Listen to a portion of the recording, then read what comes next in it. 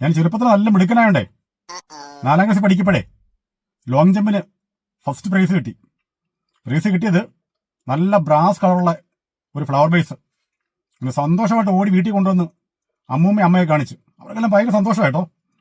അങ്ങനെ തൂത്ത് തുടച്ച് മേശപ്പുറത്ത് കൊണ്ടുവച്ചു. പോയി കിടന്ന് ഉറങ്ങി. രാവിലെ നമുക്കൊരു ആകാംക്ഷയാണല്ലോ, തീർച്ചയായിട്ടും ഒന്ന് എടുത്ത് ഒന്നുകൂടെ നോക്കുമല്ലോ. അങ്ങനെയാണല്ലോ കുഞ്ഞുങ്ങൾ നമ്മൾ ചെയ്തുകൊണ്ടിരിക്കുന്നത്. അപ്പോൾ നോക്കിയപ്പോഴേ സാധനം കാണുന്നില്ല.